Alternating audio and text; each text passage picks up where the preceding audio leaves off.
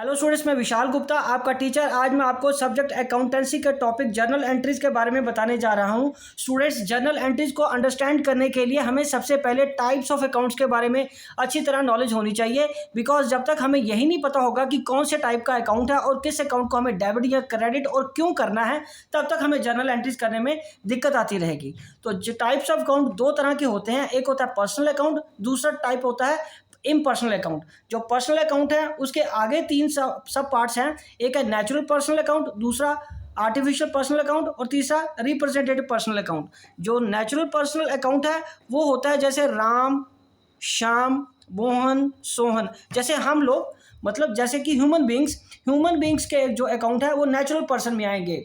तो इसमें जो लिविंग क्रिएचर ह्यूमन बींग्स है, हम उसकी बात कर रहे हैं। ठीक है जी, वो राम, श्याम, मोहन, सोहन ये सारे नेचुरल पर्सन हैं। दूसरा आर्टिफिशियल पर्सनल अकाउंट। आर्टिफिशियल मतलब किसी फर्म का नाम। आर्टिफिशियल पर्सनल या आर्टिफिशियल पर्सन वो होता है जो existing in the eyes of law, जिसको कानून ने मान्यता दी हुई है पर्सन की। फॉर एग्जाम्पल किसी कंपनी का नाम, for example Tata Motors, for example Reliance, for example big बाजार, फॉर एग्जाम्पल एबीसी लिमिटेड। कोई भी कंपनी, कोई भी फर्म, ठीक है जी, वो आर्टिफिशियल पर्सन होता है और उसके नाम को, अकाउंट को बोलते हैं आर्टिफिशियल पर्सनल अकाउंट। उसके बाद representative personal account. Representative personal account कौन से अकाउंट होते हैं? जो किसी ग्रुप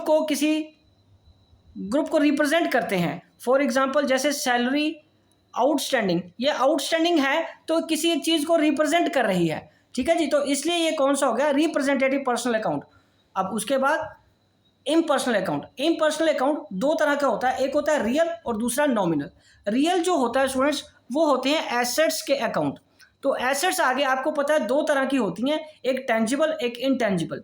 टेंजिबल एसेट्स वो होती हैं जिनको हम फिजिकली सीन एंड टच्ड, ठीक है जी, ये हो गए आपके टेंजिबल। और इनटेंजिबल, फॉर एग्जांपल इसमें फर्नीचर आ जाएगा, मशीनरी आ जाएगी। और इंटेंजिबल जिनको not seen, can not be seen और टच्ड। फॉर एग्जाम्पल गुडविल, ठीक है जी, ये इंटेंजिबल में आ जाएंगे। Patents, copyrights, right students. उसके बाद अगला है नॉमिनल अकाउंट। नॉमिनल अकाउंट्स कौन से होते हैं? एक एक्सपेंसेस के, उसके बाद इनकम के। जो एक्सपेंसेस के अकाउंट है वो जैसे सैलरी अकाउंट हो गया, रेंट अकाउंट हो गया, ये कौन से हो गए? एक्सपेंसेस के। इनकम जैसे कमीशन रिसीव्ड, ठीक है जी, रेंट रिसीव्ड, ये जो रिसीव्ड हुए हैं ये अकाउंट को हम क्या बोलेंगे? Income account. तो नॉमिनल अकाउंट एक्सपेंसेस और इनकम के, रियल अकाउंट एसेट्स के, टेंजिबल एंड इंटेंजिबल बोथ, और पर्सनल तीन तरह के, natural personal account, artificial personal account और रिप्रेजेंटेटिव पर्सन, इनके नाम के आगे जो अकाउंट होते हैं। अब हम बात करेंगे कि रूल्स ऑफ डेबिट क्रेडिट कैसे बनते हैं। रूल्स ऑफ डेबिट क्रेडिट में सबसे पहले हम बात करेंगे कि पर्सनल अकाउंट क्या होते हैं। पर्सनल अकाउंट में कौन सा रूल लगता है? पर्सनल अकाउंट में रूल लगता है debit the receiver, credit the giver, right students. उसके बाद रियल अकाउंट्स। रियल अकाउंट्स में कौन सा रूल लगेगा डेबिट क्रेडिट का? रियल अकाउंट जो होते हैं उसमें आता है debit what comes in, credit what goes out. ठीक है स्टूडेंट्स। और तीसरा है नॉमिनल अकाउंट। नॉमिनल अकाउंट कौन से होते हैं? नॉमिनल अकाउंट कौन से होते हैं स्टूडेंट्स? एक्सपेंसेस और इनकम के। तो इसमें रूल लगेगा debit all expenses, credit all incomes. तो ये रूल्स को आपको याद रखना बहुत जरूरी है, राइट स्टूडेंट्स। चलिए, अब आपको ये क्लियर हो गया कि एक तो पर्सनल अकाउंट होते हैं, दूसरे रियल अकाउंट होते हैं, तीसरे नॉमिनल अकाउंट होते हैं। पर्सनल अकाउंट में जो रूल लगेगा डेबिट क्रेडिट का वो है debit the receiver, credit the giver, भूलिएगा मत। रियल अकाउंट में लगता है debit what comes in, credit what goes out. Nominal accounts में लगता है debit all expenses, credit all incomes. अब हम शुरू करेंगे जर्नल एंट्रीज की बात। तो स्टूडेंट्स, जर्नल एंट्री में आपको मैं एक चीज़ बताना चाहता हूं कि कुछ कॉमन एंट्रीज होती हैं, ठीक है जी। तो हम सबसे पहले आज उसको डिस्कस करेंगे कि टाइप्स ऑफ जर्नल एंट्रीज क्या हैं। टाइप्स ऑफ जर्नल एंट्रीज, एक होती है सिंपल जर्नल एंट्री, दूसरी होती है compound journal entry. So simple journal entry आज हम सबसे पहले डिस्कस करेंगे। तो सिंपल एंट्री में क्या होता है? Only one account is debited and only one account is credited. आज हम कि आज की वीडियो में मैं सिर्फ इसी को क्लियर कराऊंगा। उसके बाद होती है compound journal entry. Compound journal entry वो एंट्री होती है व्हेन 2 और more than accounts are debited, जब 2 से ज़्यादा अकाउंट या तो डेबिट हो या वो क्रेडिट हो, उस समय उसको क्या बोलते हैं, compound journal entry. Right students, तो अब हम डिस्कस करेंगे कॉमन जर्नल एंट्री, मतलब जो हर क्वेश्चन में आपको किसी ना किसी रूप में मिल जाएगी उसको। देखिए स्टूडेंट्स, यहाँ पे मैंने जो एग्जांपल ली है वो एक इमेजिनरी एग्जांपल है, वो चाहे आप किसी भी बुक की ले लीजिए, किसी भी ऑथर की बुक ले लीजिए, तो उसमें ये कॉमन चीज़ें होती हैं, बट आपको ये एंट्रीज डालने में दिक्कत आती है। फॉर एग्जाम्पल, मैंने यहाँ जो एग्जाम्पल ली है वो ली है pass the necessary journal entries for the month of April 2021 in the books of Rajesh. Rajesh की किताबों में आपको ये जर्नल एंट्रीज पास करनी है। तो एक एक करके मैं एंट्री पढ़ता जाता हूँ और उसके साथ इसकी जर्नल एंट्रीज करता जाता हूँ। ऑलमोस्ट मैंने अराउंड 30 ट्रांजेक्शन्स ऐसी चूज़ की हैं जो कॉमन है, जो किसी ना किसी क्वेश्चन में आपको आएंगी ही आएंगी। तो सबसे पहले मैं डिस्कस करूंगा Rajesh started business with capital. Yes students, यहाँ पे आपको पता है, ये मैंने नीचे फॉर्मेट बना लिया है, इन the books of accounts, in the books of Rajesh. Rajesh मतलब प्रोपराइटर। यहाँ पे प्रोपराइटर का नाम आना बहुत ज़रूरी है। किसकी बुक्स बना रहे हो, क्योंकि नीचे जब आप क्वेश्चन करते जाते हो, कोई भी प्रैक्टिकल प्रॉब्लम सॉल्व करते जाते हो जर्नल से रिलेटेड, तो बहुत सारे पर्सनल अकाउंट के नाम आते हैं, राम, श्याम, मोहन, सोहन। किसी को गुड्स बेच रहे हो, किसी से गुड्स खरीद रहे हो, किसी को से फर्नीचर ले रहे हो, किसी को कोई चीज़ इनकम के रूप में जा रही है, आ रही है। तो इसलिए हमें सबसे पहले ये क्लियर होना बहुत ज़रूरी है कि हम किसकी बुक्स बना रहे हैं। यहाँ पे प्रोपराइटर कौन है, राजेश, तो हम राजेश की बुक्स बना रहे हैं और जर्नल, और उसके बाद बना क्या रहे हैं, जर्नल। और फिर पीरियड कौन सा है, वो है अप्रैल 2021। फॉर द पीरियड का मतलब क्या है, 1 अप्रैल से लेकर 30 अप्रैल तक, अप्रैल मंथ की सारी जर्नल एंट्रीज मैं इसमें डालूंगा। तो यहाँ पे आगे फॉर्मेट में अगर हम बात करें तो सबसे पहले आ रही है डेट, फिर सीरियल नंबर, फिर पर्टिकुलर्स, फिर लेजर फोलियो, डेबिट और क्रेडिट। ये भी आपको अच्छी तरह फॉर्मेट याद हो चुका होगा अब तक। तो अब मैं सबसे पहले एंट्री करूंगा। अब यहाँ पे मैंने 2 ऑप्शन लिए हैं, जहाँ तो डेट या सीरियल नंबर। कुछ क्वेश्चंस में आपको डेट नहीं गिवन होती, तब आप सीरियल नंबर के हिसाब से चलोगे, और अदरवाइज डेट के हिसाब से। आपको ये भी चीज़ एक क्लियर है कि आपको जो भी जर्नल एंट्रीज डालनी है वो क्रोनोलॉजिकल ऑर्डर में डालनी है। क्रोनोलॉजिकल ऑर्डर का मतलब क्या होता है, आपको सीक्वेंस वाइज, डेट वाइज, 1 के बाद 2, 2 के बाद 3, 3 के बाद 4, 4 के बाद 5 अप्रैल, फिर 7, फिर फॉर एग्जांपल 9, फिर 11, फिर 15, फिर 18, फिर 20, फिर 25। ऐसा नहीं है कि आप स्किप करके 25 की आपको एंट्री अच्छी लग रही है या सिंपल लग रही है, पहले 25 की करोगे फिर 18 की एंट्री बाद में करोगे। इस तरीके से नहीं, आपको डेट वाइज ही चलना है, सीक्वेंस वाइज ही चलना है। ठीक है जी। तो सबसे पहले हम बात करेंगे, यहाँ पे लिखेंगे 2021, उसके बाद आएगा अप्रैल 1 अप्रैल की मैं एंट्री कर रहा हूं। तो इसमें हमें क्या मिल रहा है स्टूडेंट्स, यदि आप ध्यान से देखो तो ये आपकी जो एंट्री आ रही है वो आ रही है Rajesh started business with cash. तो इसका मतलब डेबिट व्हाट कम्स इन होगा, कैश आ रहा है, कैश क्या हो रहा है आपके पास, debit what comes in. Business में क्या आ रहा है तो ये डेबिट हो जाएगा। और टू कैपिटल, दूसरा अकाउंट कौन सा आएगा, कैपिटल अकाउंट। तो capital, because business entity concept क्या कहती है, बिजनेस एंटिटी कंसेप्ट कहती है कि बिजनेस और businessman are 2 separate legal entities. तो इसलिए जो पैसा बिजनेसमैन ने बिजनेस को दिया है वो उसके लिए लाइबिलिटी है, बिजनेस के लिए वो लाइबिलिटी है, इसलिए कैपिटल लाइबिलिटी साइड मतलब क्रेडिट होगी। और इसमें जब भी हम एंट्री करेंगे तो जो डेबिट होते हैं, जिसको हमने डेबिट करना है जिन अकाउंट्स को, उसको लेफ्ट अलाइन करते हैं डेट के कॉलम के साथ, और जिनको क्रेडिट करना है उनको 2 के साथ स्टार्ट करते हैं। उनके साथ यहाँ क्रेडिट या CR वर्ड लिखना जरूरी नहीं है। राइट स्टूडेंट्स, तो कैपिटल अकाउंट अब आ गया ये 2 लाख, और 2 लाख यहां आ गया। राइट स्टूडेंट्स, तो यहां पे क्या आएगा, being business started with cash. Students, मैं आपको एक चीज़ क्लियर कर दूं, जब भी आप जर्नल का कोई क्वेश्चन करने बैठो तो आपके लिए पूरी प्रॉपर जर्नल एंट्री ये बनती है। ये सिंपल जर्नल एंट्रीज को बोलते हैं, क्योंकि इसमें एक डेबिट है और एक ही अकाउंट क्रेडिट हो रहा है, और डेबिट का amount shall be equal to credit का अमाउंट। तो नरेशन मस्ट है, नरेशन लिखना ज़रूरी है। ठीक है जी। अब हम आगे बात करेंगे, मैं अगली एंट्रीज कॉमन है जो उनको पढ़ रहा हूँ, वो हर क्वेश्चन में आपको परेशान करती हैं, पर आपको इसके बारे में दिक्कत रहती है कि कैसे एंट्री होगी। तो मैं अब बात कर रहा हूँ सबसे पहले परचेज गुड्स फॉर 20,000, उसके बाद purchase goods on credit for 8,000, उसके बाद purchase goods on credit from Krishna 30,000, और उसके बाद purchase goods on cash for ₹16,000। और चौथी नेक्स्ट टाइप जो एंट्री आती है वो आती है purchase goods from Saini on cash for 9,000। तो देखने में तो यही लग रहा है purchase goods purchase goods purchase goods purchase goods, but किस में क्रेडिट है और किस में कैश है। कई बार एंट्री में आ रहा है कि उसने सप्लायर का नाम भी लिखा है और ये भी लिखा है कि कैश दिया है, तो इस केस में ये एंट्री कैश में जाएगी। ऊपर यहाँ पे फोर्थ एंट्री में लिखा है purchase goods on credit from Krishna, ये कृष्ण को जाएगी, कृष्ण क्रेडिटर बनेगा इसमें हमारा। तो एक एक करके हम एंट्रीज करते जाते हैं। सबसे पहले मैं एंट्री करूंगा 2 तारीख की।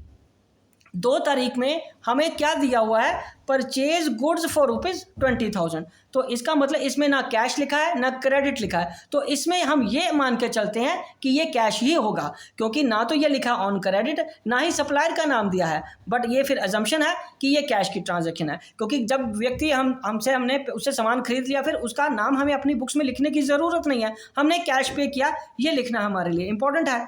तो ये आ जाएगा purchases account debited to cash. तो इसमें आ जाएगा narration being goods purchased for cash. ठीक है जी, ये एंट्री आ जाएगी इसकी। तो ये कितने का सामान था, 20,000 का, ये 20,000 का हमने यहां लिख लेना सब पैसे। ठीक है जी। उसके बाद मैं एंट्री कर रहा हूँ तीसरी, परचेज गुड्स ऑन क्रेडिट। 3 अप्रैल की एंट्री है, परचेज गुड्स ऑन क्रेडिट। तो नेचुरली यहाँ पे सिर्फ क्रेडिट गिवन है, बट परचेज अकाउंट तो पहले आएगा ही आएगा। परचेज अकाउंट डेबिट, क्रेडिट लिखा है पर क्रेडिटर का नाम नहीं लिखा, तो हम भी यहाँ पे जहाँ लिखेंगे क्रेडिटर, यहाँ लिखेंगे सप्लायर। ठीक है जी। तो ये अमाउंट कितना है 3 अप्रैल का, 8,000 का सामान आपने खरीदा है।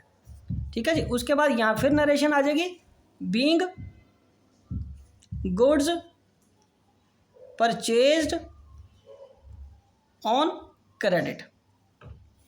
Right students. उसके बाद जो नेक्स्ट एंट्री है, फोर्थ अप्रैल की जो एंट्री है वो देखिए क्या है, goods purchased on credit from Krishna से आपने सामान खरीदा है, कितने का, 30,000 का। तो यहाँ पे क्रेडिट भी है और क्रेडिटर का नाम भी है, तो यहाँ पे मैं एंट्री करूंगा again purchases account debited to Krishna. तो ये क्या आ जाएगा, कृष्ण। अब ध्यान से देखिए, कृष्ण के साथ अकाउंट लगाने की जरूरत नहीं है, क्योंकि पर्सनल अकाउंट के साथ आपको पता है कि वर्ड अकाउंट लिखना जरूरी नहीं होता। और इससे सामान कितना खरीदा कृष्ण से, 30,000 का, 30,000 का ये सामान खरीदा है। तो यहाँ एंट्री आ जाएगी being goods purchased from Krishna. Right जी। अब हम बात करेंगे एंट्री नंबर 5 की। तो एंट्री नंबर 5 का मैं आपको यहां से एक बार बता रहा हूं।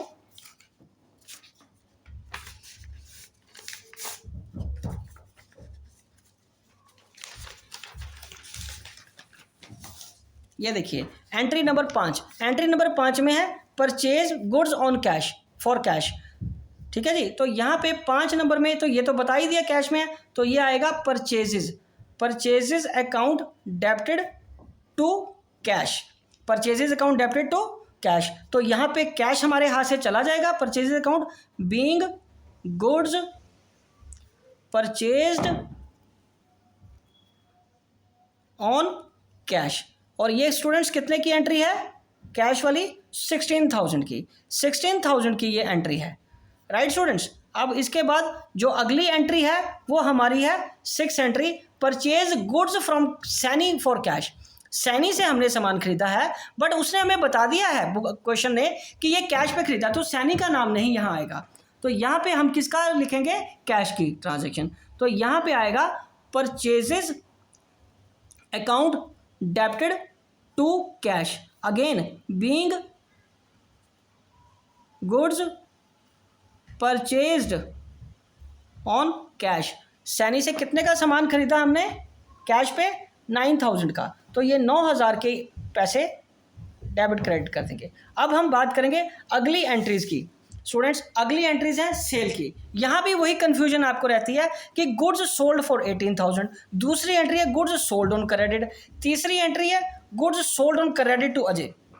और उसके बाद नेक्स्ट एंट्री है goods sold to Arun for cash. और उसके बाद है goods sold to Harsh for cash. ये सारी एंट्रीज आपको अगेन कंफ्यूजन क्रिएट करती हैं कि इस एंट्रीज में कब क्रेडिट करना है, किसको डेबिट करना है, अरुण कब डेबिट होगा, क्रेडिट डेटर कब डेबिट होगा, कब कैश डेबिट होगा। क्योंकि एक चीज़ ये माइंड में रखिए कि जब भी आपने सेल किया है तो सेल तो क्रेडिट होगा ही होगा। अब एक एक करके मैं एंट्री करके देता हूँ आपको। तो अब 7 अप्रैल की जो एंट्री है, 7 अप्रैल की एंट्री में हम लिख रहे हैं सोल्ड गुड फॉर 18,000। तो यहाँ पे सामान हम बेच रहे हैं cash account debited to sales account. तो यहाँ पे नरेशन आ जाएगी being goods sold for cash. कितने का सामान बेचा था? 18,000 का। तो ये 18,000 की यहाँ पे एंट्री आ जाएगी। राइट स्टूडेंट्स, उसके बाद क्या है? उसके बाद 8 तारीख को क्या हुआ था? सोल्ड, यहाँ देखिए सोल्ड गुड्स ऑन क्रेडिट। तो यहाँ भी हमारे पास सोल्ड गुड्स ऑन क्रेडिट में डेटर का नाम नहीं है। तो हम क्या लिखेंगे? सिर्फ डेटर लिखेंगे। तो डेटर को एक डेबिट कर दो, डेटर्स अकाउंट डेबिटेड टू क्या आ जाएगा? सेल्स। तो 8 तारीख की सेल कितने की थी? अगेन 20,000 की। तो ये 20,000 की यहाँ पे मैं एंट्री कर दूंगा। ठीक है स्टूडेंट्स। उसके बाद 8 तारीख के बाद किसकी एंट्री है? 8 तारीख के बाद जो 9 तारीख की एंट्री है वो है sold goods to Ajay. Ajay को सामान बेचा है क्रेडिट पे। तो यहाँ क्रेडिट डेटर का नाम हमारे पास है 9 तारीख को। तो यहाँ पे आएगा Ajay debited to sales. Right students. तो यहाँ पे अजय से सामान हमने कितना खरीदा था उधार पे? वो खरीदा था स्टूडेंट्स 17,000 का, 17,000 का।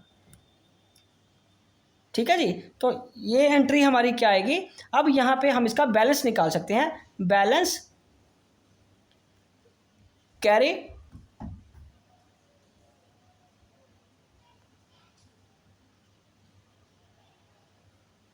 कैरी फॉरवर्ड करेंगे इसको। ठीक है जी। तो अब हम इसको टोटल कर लेते हैं सारी ट्रांजैक्शन को।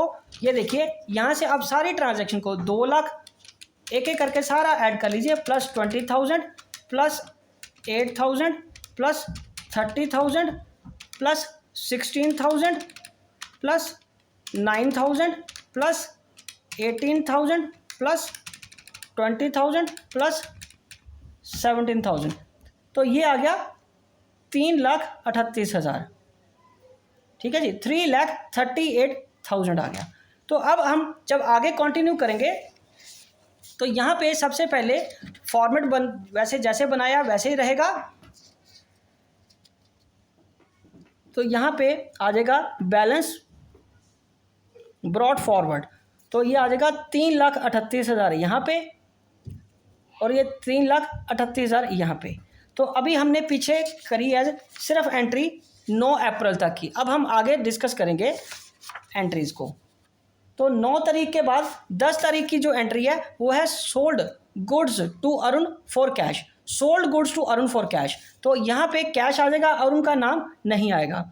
तो यहाँ पे अप्रैल 10 की जो एंट्री आएगी वो आएगी कैश अकाउंट हमारा डेबिट हो जाएगा एंड टू बोलिए सेल्स। Very good.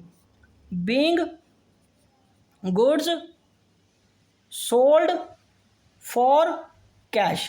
तो ये अरुण से सामान कितने का बेचा अरुण को? 13,000 का। तो ये 13,000 यहाँ आ गया। ठीक है स्टूडेंट्स। अब उसके बाद हम एंट्री करेंगे 11 तारीख की। इसमें भी ये क्या था?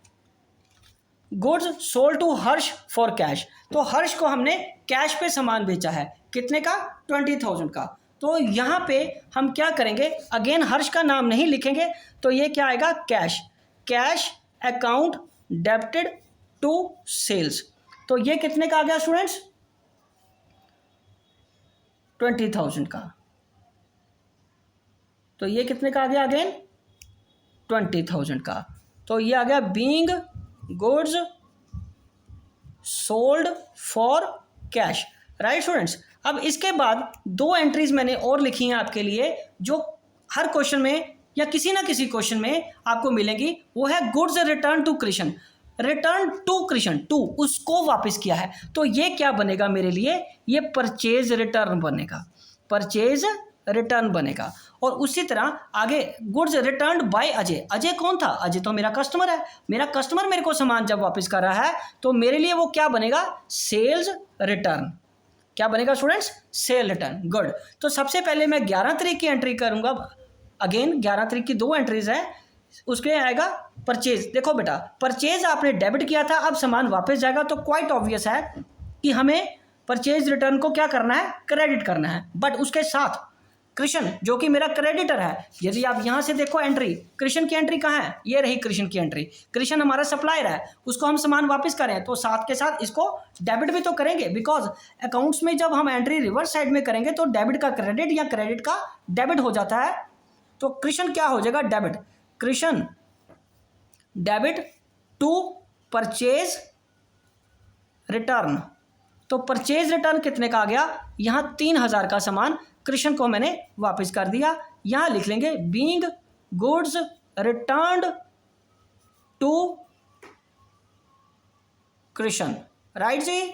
चलिए अब हम आगे बात करते हैं 12 की, कि goods returned by Ajay, Ajay ने हमें वापस किया, हमारे कस्टमर ने। तो ये क्या हो जाएगा?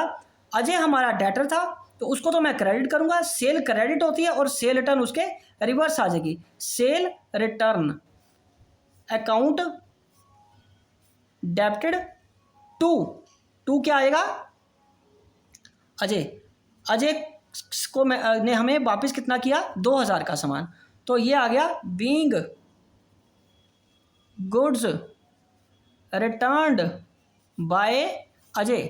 तो यहाँ पे स्टूडेंट्स एक इंटरेस्टिंग बात मैं और बताता हूँ कि परचेज रिटर्न का दूसरा नाम है रिटर्न आउटवर्ड अकाउंट भी बोल सकते हो। रिटर्न आउट हुई ना, बाहर गई, चलेगी वापस, सामान वापस चला गया। और यहाँ पे सेल रिटर्न का दूसरा नाम क्या है? रिटर्न इनवर्ड, सामान वापस आ गया है, राइट स्टूडेंट्स। ओके जी। तो चलिए ये एंट्रीज अब आपको समझ आ गई है ना। चलिए अब हम आगे बात करते हैं, कुछ और जर्नल एंट्रीज को मैं लेता हूं। अब जर्नल एंट्रीज ले रहे हैं हम। परचेज, एसेट परचेज किया है, मशीनरी परचेज किया है 80,000 की, फर्नीचर परचेज किया है फॉर कैश 5,000 का, कंप्यूटर परचेज किया फ्रॉम जगतार से ऑन क्रेडिट। हाँ, ये इंटरेस्टिंग एंट्रीज मैं अब आपको करके देता हूँ। सबसे पहले हमने क्या खरीदा स्टूडेंट्स? मशीनरी खरीदी है। तो मशीनरी खरीदने की जो एंट्री है वो यहाँ पे आएगी। अगेन 12 तारीख की एक और एंट्री है। तो मशीनरी एसेट है तो एसेट क्या होगा? डेबिट। मशीनरी अकाउंट क्या करूंगा मैं? डेबिट कर दूंगा।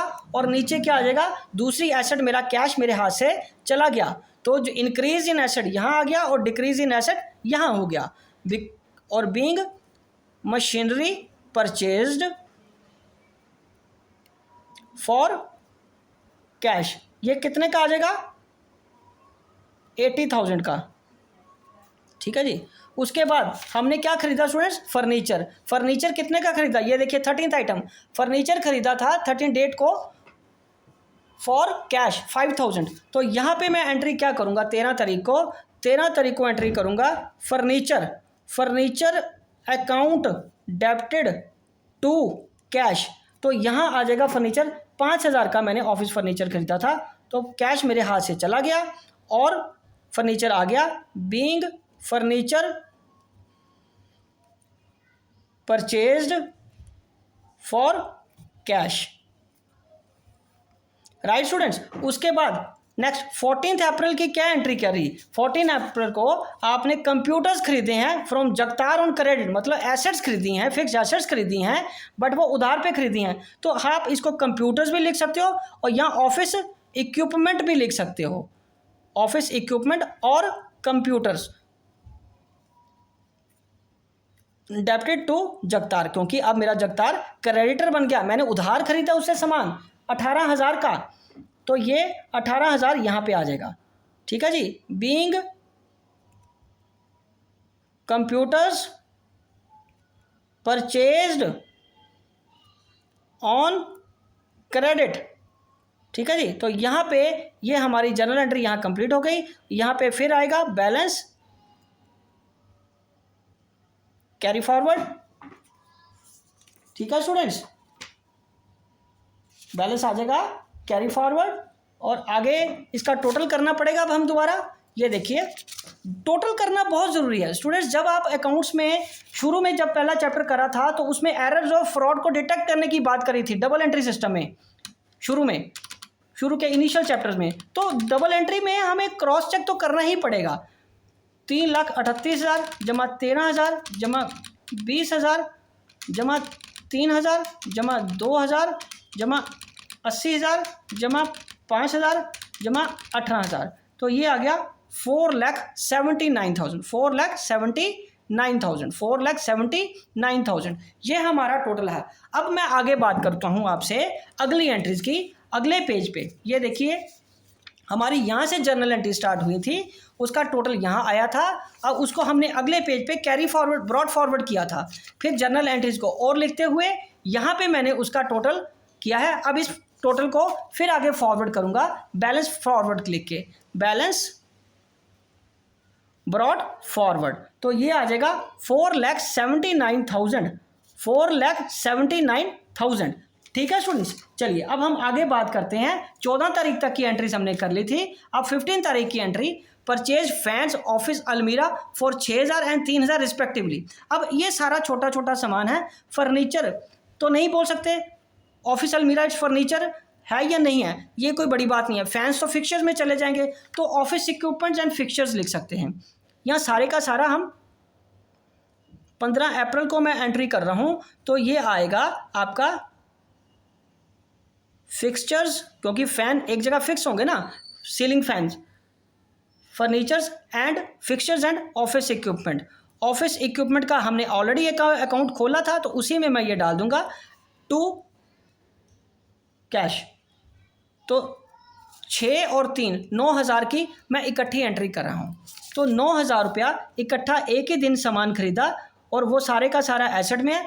इसको हम अलग अलग और ऐसे करके भी लिख सकते हैं कि मैं फिक्सचर्स अकाउंट अलग कर लूँ, फिक्सचर्स अकाउंट अलग कर लूँ अगर आपको कन्फ्यूजन हो रही है, और ऑफिस इक्विपमेंट अकाउंट अलग कर लूँ, तो क्या आ जाएगा कैश। ये 6,000 और ये 3,000, 6,000 सॉरी ये 9,000 इकट्ठा पूरा आ जाएगा। ठीक है जी, बट ये ऑप्शनल एंट्री है, ये एंट्री इसके साथ कंबाइन नहीं है, अलग एंट्री नहीं है, इसी का ही कोई दूसरा ऑप्शन मैंने दिया है आपको ये इस तरीके से करने का। ठीक है जी, चलिए अब हम आगे बढ़ते हैं। अब आगे कुछ ऐसे खर्चे हैं जो आपको कंफ्यूज करते हैं। मैं आपको एक चीज़ क्लियर कर दूं, एक होता है फ्रेट पेड, एक होता है फ्रेट इनवर्ड पेड, एक होता है कैरियज पेड, एक होता है कैरियज इनवर्ड पेड, और एक आपको एंट्री आती है फ्रेट आउटवर्ड, एक होती है कैरियज इनवर्ड। राइट स्टूडेंट्स, मैं आपको पहले इन सब का मतलब क्लियर करता हूँ। सबका मतलब क्लियर करने से का मतलब ये है, एक होता है फ्रेट। फ्रेट तो आप समझते हो ना, फ्रेट या कैरियज एक ही बात होती है, एंड और कैरियज ये किराया, गाड़ी का किराया, जो गाड़ी या जो ठेले वाला या जो घोड़ा गाड़ी वाला, जो मोटर कार वाला, मोटर गाड़ी वाला आपकी दुकान पे सामान छोड़ के गया। फॉर एग्जांपल ये आपकी शॉप है, ये आपकी शॉप है, ये आपका बिजनेस प्रीमिसेस है, ये सामान आपकी शॉप पे आया, सामान आपकी शॉप पे आया। ठीक है, तो ये आपके लिए क्या था, परचेज था ना। तो जो परचेजेस करने के वक्त आपने किराया भाड़ा पे किया, तो वो क्या कहलाएगा, फ्रेट इनवर्ड। वो क्या कहलाएगा, फ्रेट इनवर्ड। या कैरियज इनवर्ड, वो क्या कहलाएगा, कैरियज इनवर्ड। ये फ्रॉम सप्लायर से सामान आपकी दुकान पे आया था, और अब ये आपकी दुकान से सामान कहाँ गया, आपके कस्टमर तक।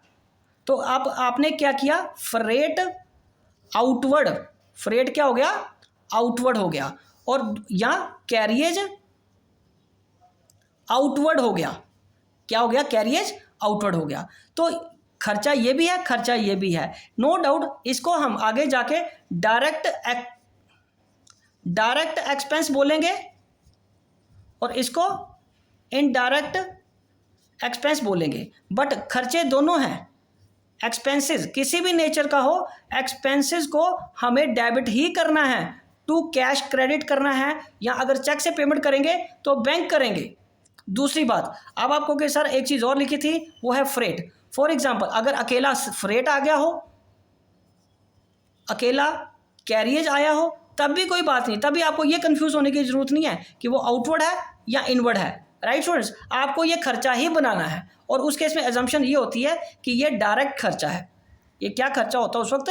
Direct expense. बट डायरेक्ट हो या इनडायरेक्ट हो, खर्चा विल बी अ खर्चा, खर्चे को हम डेबिट ही करेंगे। तो इसलिए ये ऊपर जितने भी एंट्रीज हैं, freight paid, freight inward paid, carriage paid, carriage inward paid, freight outward paid, phrase carriage inward paid, ये मैं सभी को क्या करूंगा, क्या करूंगा बोलो डेबिट करूंगा। राइट स्टूडेंट्स, चलिए 16th एंट्री, यहाँ तो फर्नीचर्स की इसकी पहले जनरल नरेशन लिख लें। Being office fixtures and office equipment purchased. ठीक है जी। तो अब हम 16th की जो एंट्री थी, मैंने आपको बताया एंट्री चाहे कोई भी हो, एंट्री चाहे कोई भी हो, हमें उसके लिए क्या करना होता है, हमें उसकी नरेशन ज़रूर लिखनी है। तो अब हम क्या करेंगे, फ्रेट पेड, कैरियज पेड, मैं एक एक करके सारे एक्सपेंसेस को लिखूंगा। फ्रेट पेड, ये फ्रेट अकाउंट क्या आ जाएगा, फ्रेट अकाउंट डेबिट हो जाएगा टू कैश से, और वो आ गया 500। ठीक है जी। उसके बाद बीइंग फ्रेट पेड, ठीक है। उसके बाद 17 फिर फ्रेट इनवर्ड पेड, पर आएगा वही खर्चा, तो खर्चा ही रहेगा ना, freight inward paid account debited to cash. तो ये खर्चा था 300 रुपये का, ये 300 आ गया। बीइंग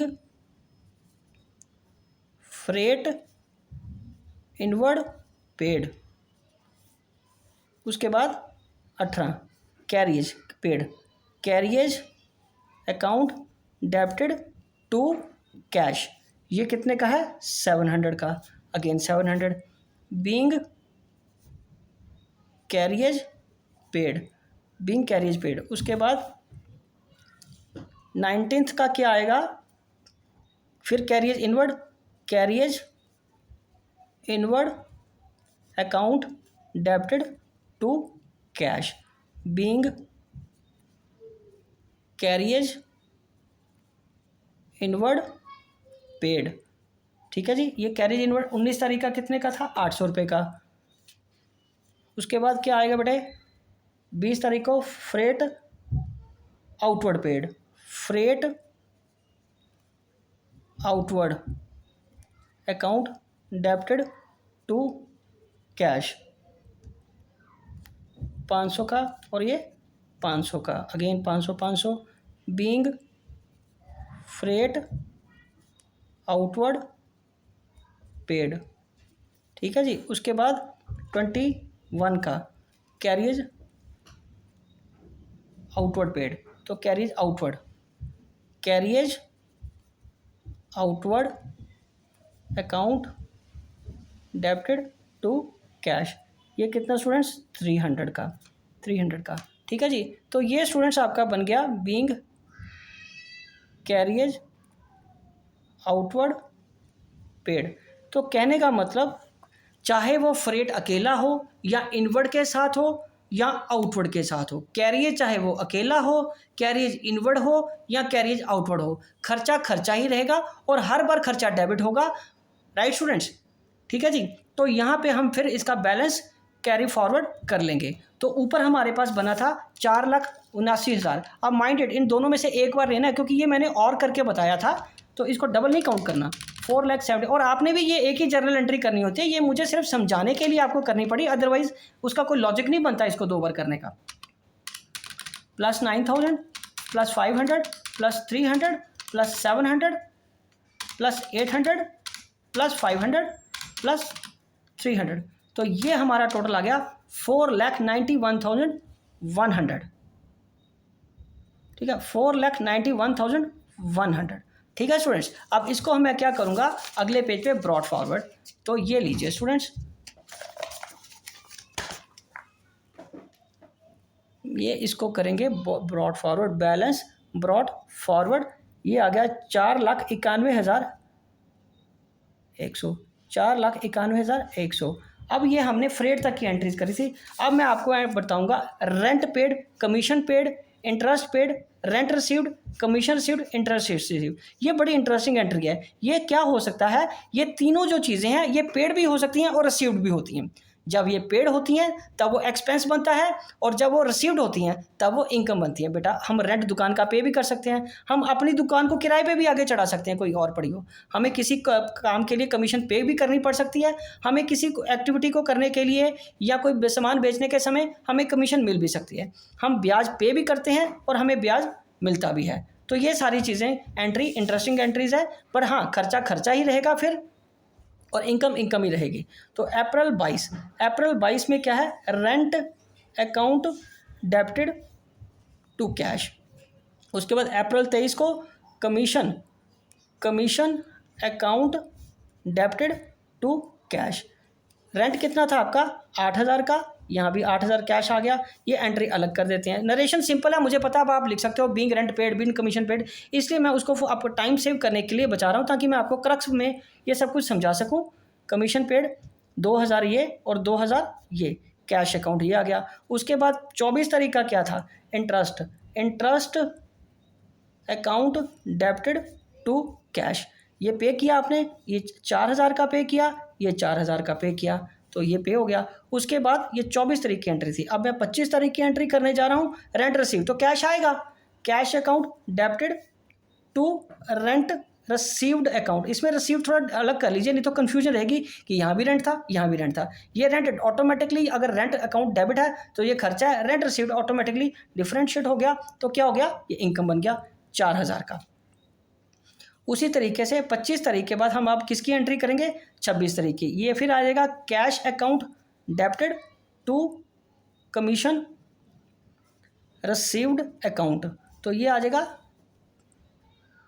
कमीशन 6,000 की है, 6,000 की कमीशन मिल गई, ये इनकम बन गई। बीइंग कमीशन रिसीव्ड करके जनरल एंट्री आ जाएगी। उसके बाद again cash account debited to interest received account. ठीक है जी, तो ये एंट्री फिर वही आ जाएगी 6,000 और ये 5,000, ये 5,000 ये आ गया। राइट स्टूडेंट्स, चलें आगे, समझ आ रही है ना आपको, वेरी गुड। अब 28 में अब दो चीज़ें हैं, एक तो सैलरी पेड है, एक इंश्योरेंस पेड है। ये दोनों खर्चे हैं, ये भी कॉमन एंट्रीज है, तो इसको भी हम ऐसे कर सकते हैं, salaries account debited to cash. तो ये इसमें अमाउंट नहीं लिखा हुआ, मैं लिख लेता हूँ 15,000, ये 18,000, ये 15,000 यहाँ आ गया, 15,000 यहाँ आ गया, और ये क्या आ गया, 29 तारीख को इंश्योरेंस पे किया, इंश्योरेंस प्रीमियम, या अकेला इंश्योरेंस अकाउंट भी लिख सकते हो, अकाउंट डेबिटेड, यहाँ कैश के अकाउंट आएगा टू कैश अकाउंट, ये आ गया 18,000 का। स्टूडेंट्स बहुत सिंपल एंट्रीज हैं, आपको घबराने की, परेशान होने की जरूरत नहीं, बहुत सिंपल तरीके से मैं आपको समझा रहा हूँ। आई होप कि आपको अच्छी तरह समझ आ रहा होगा। कैश विड्रॉन फॉर प्रोप्राइटर, ये ड्राइंग्स है। गुड्स टेकन बाय प्रोप्राइटर, ये भी ड्राइंग्स हैं। तो यहाँ पे आएगा ड्राइंग्स अकाउंट विड्रॉ किया ना उसने पर्सनल यूज़ के लिए, टू कैश विड्रॉ कर लिया, तो ये एक्सपेंस हो गया, या कैपिटल से डिडक्ट हो जाएगा। और ये क्या हो गया, ये प्रोप्राइटर का एक्सपेंस है, बिजनेस का एक्सपेंस नहीं है, ये कैपिटल से डिडक्शन दिखाएंगे। और ये कैश क्या चीज़ है, हाँ जी, कैश कम हो रहा है ना, वो कैश लेके जा रहा है बिजनेस से, तो ये प्रोप्राइटर 4,000 ले गया। ठीक है जी, उसके बाद ये आ जाएगा being cash with drawn by proprietor. ठीक है जी, उसके बाद राजेश साहब थे ना ये, ठीक है जी। उसके बाद 30 तारीख को क्या आएगा, गुड्स टेकन बाय प्रोप्राइटर, तो ये again drawings account debited to क्या आएगा बेटा, परचेजेस, वो गुड्स लेके गया ना, ठीक है, तो ये आ जाएगा 3,000 के, वो गुड्स लेके चला गया, तो 3,000 से परचेजेस को क्या करेंगे, कम कर देंगे। Being goods taken by proprietor for personal use, वो ड्राइंग हो जाएगी। उसके बाद अब पेड कैश टू कृष्ण, तो कृष्ण साहब को हमने पेमेंट करी है तो कृष्ण ऊपर आ जाएगा, क्योंकि कृष्ण मेरा क्रेडिटर है। कृष्ण को पेमेंट करूंगा तो कृष्ण दूसरी डेबिट हो जाएगा एंड टू कैश क्रेडिट हो जाएगा। अकाउंट कितना 5,000 उसको दिया, अभी पूरा खाता उसका क्लोज नहीं हुआ, सिर्फ 5,000 की पेमेंट उसको कर दो। उसी तरह लास्ट में मैंने किसको पे किया, कैश रिसीव्ड फ्रॉम अजय, यहाँ पे कैश पेड टू कृष्ण और कैश रिसीव्ड फ्रॉम अजय, तो ये 7,000 उसको चला जाएगा। तो ये आएगा कैश, अजय से पैसा आ गया, cash account debited to Ajay. Ajay से कितना पैसा आया स्टूडेंट्स, 7,000 और ये 7,000। और नीचे क्या आएगा, नीचे आएगा अब ग्रैंड टोटल, क्योंकि यहाँ पे मेरा वो मंथ की सारी जनरल एंट्रीज कंप्लीट हो रही हैं, तो ये नेचुरली टोटल बराबर आएगा 4,91,100 plus 8,000 plus 2,000 plus 4,000 plus again 4,000 plus 6,000 plus 5,000 plus 15,000 plus 18,000 plus 4,000 plus 3,000 plus 12,000। तो ये ग्रैंड टोटल बन गया 5,72,100 का, 5,72,100, राइट स्टूडेंट्स। तो स्टूडेंट्स ये थी बेसिक जर्नल एंट्रीज। मैंने पूरी कोशिश की आपको सिंपल तरीके से समझाने की और आई होप कि आपको अच्छी तरह समझ आ गई होगी। आप मेरी वीडियोस को देखते रहिए, मैं आपको आगे भी एंट्रीज जर्नल एंट्रीज कराऊंगा। Thank you.